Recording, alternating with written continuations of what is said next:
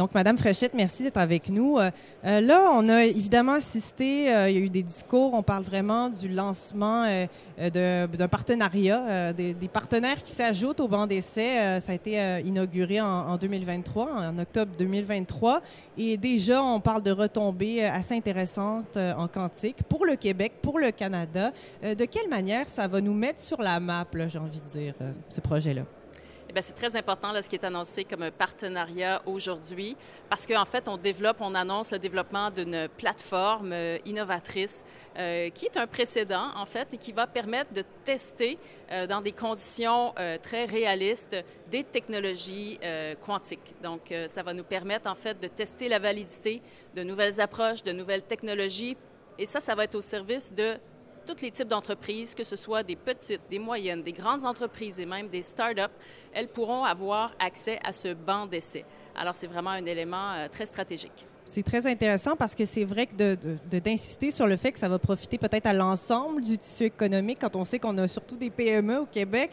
Comment on fait pour s'assurer justement que ça va profiter de manière équitable le plus possible à tout le monde dans ce projet-là? Bien, un des défis, ça va être de faire connaître cette plateforme et ce qu'elle offre comme nouvelles possibilités. Donc ça va être le mandat, je dirais, à la fois des gens de Numana, de ses partenaires et également de la zone d'innovation quantique. On a créé il y a 3 ans une zone d'innovation technologie quantique.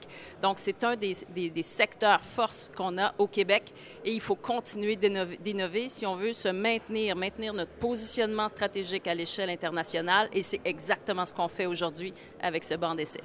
On a vu notamment avec d'autres pôles d'innovation en IA, par exemple, qu'on se démarquait beaucoup au Québec, au Canada. Puis là, bon, il y a des gens qui se disent « Ouais, mais qu'est-ce qui revient aux contribuables? » Parce qu'on voit aussi des projets d'innovation profiter un petit peu à l'étranger, aux géants américains. Comment on s'assure cette fois qu'avec le quantique, tout ce qu'on investit là-dedans, bien, ça va vraiment revenir à nous, là, finalement?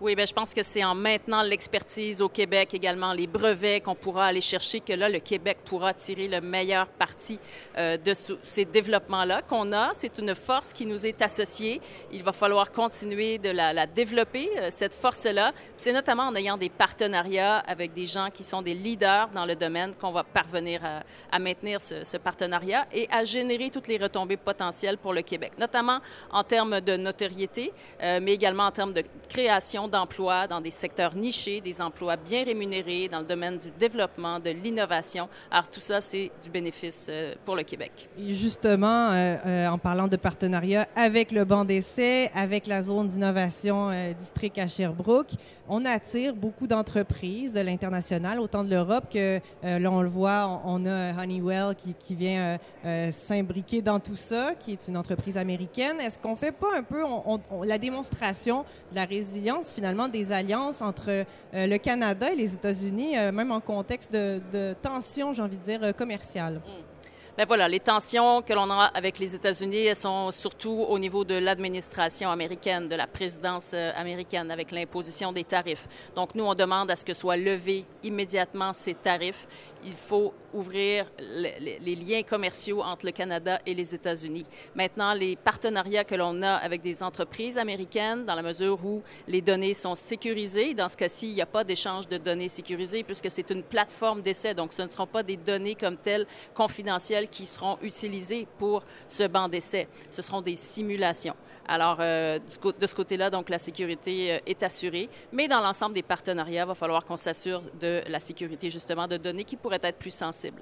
Merci de clarifier ça. Puis en terminant, est-ce que la prochaine révolution est quantique? Je l'espère, parce que ça voudra dire que le Québec sera à l'avant-garde, à l'avant-scène. Merci beaucoup. Merci.